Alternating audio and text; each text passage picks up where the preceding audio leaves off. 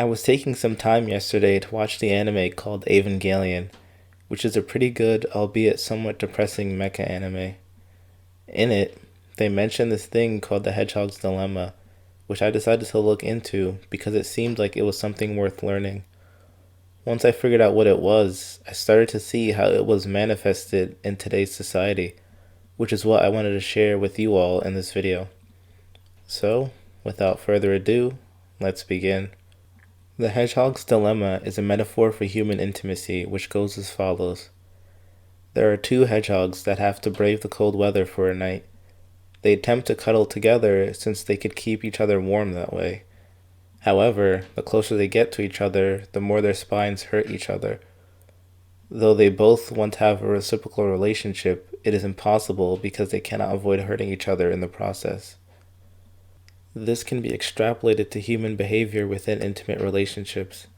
Psychologists Sigmund Freud and Arthur Schopenhauer asserted that because human intimacy has a necessary amount of harm attached to it, people are generally advised to be cautious and maintain weak relationships, out of a sense of duty to yourself and others. They use this phenomenon to explain introversion and self-imposed isolation. This is extremely noticeable in an individual because that individual exhibits different behaviors depending on how close you get to them. The more you get to know them, the more coarse they become, effectively keeping everyone at an arm's length away. You can even notice it in yourself. If you're the type of person that has no long-term relationships, whether that be friendships or a significant other, then this likely applies to you. This is not something you would want because it will prevent you from building worthwhile relationships with the people around you. And I'm not trying to push for you to solve this for a woman. It's simply that I understand that humans are social creatures. So if you've chosen to go MGTOW, then you will need to put a bit of effort into keeping some friends in your life, lest you go insane from the social isolation. One of the root causes of this can be found in what are known as attachment styles. Attachment styles refers to the way you build relationships with the people around you. There are four main styles, which are secure, anxious preoccupied, dismissive avoidant, and fearful avoidant. In secure attachment, the individual has a positive view of themselves and others, so they are able to trust others and be emotionally close to them. This is developed by a caregiver who is, quote, emotionally available and appropriately responsive to the child's attachment behavior, as well as capable of regulating both their positive and negative emotions, unquote. Basically, your caregiver must be nurturing and responsive to the child for the child to develop in this way. Within the realm of insecure attachment fall the three other styles. Anxious preoccupied people have a negative view of themselves and a positive view of others. This results in them constantly seeking validation from the people in their lives and constantly needing intimacy and positive reinforcement from the people around them. Dismissive avoidant was a bucket I was in for a long time and I'm still working my way out of, and these people have a positive view of themselves and a negative view of others. These people have a high level of independence and can often deal with rejection by fleeing from the source of that rejection, which requires that they suppress their emotions. Finally, there are the fearful avoidant folks who are classified by a fluctuating view of self and others. These people generally have had some sort of loss or trauma in their past, which causes them to fear developing attachments that they may be forced to lose in the future. One thing that all these attachment styles have in common is that they are almost entirely decided by the primary caregivers in the person's life when they were a child. With the growing number of single mother households, it is no wonder why the insecure attachment styles are becoming more commonplace. One does not have to look further than social media to see how many women have these maladaptive attachment styles. It is a societal illness that started with the decomposition of the family unit. What makes it worse is that damaged women console each other so that their beliefs are reinforced and they ultimately become broken beyond repair. These women are not fit to be wives or mothers because they cannot attach to their child or husbands properly. This theory of attachment styles also helps explain the typical archetypes of women that we see out in the wild. The pick Misha is a term coined by women themselves, which embodies the women suffering from an anxious, preoccupied attachment style.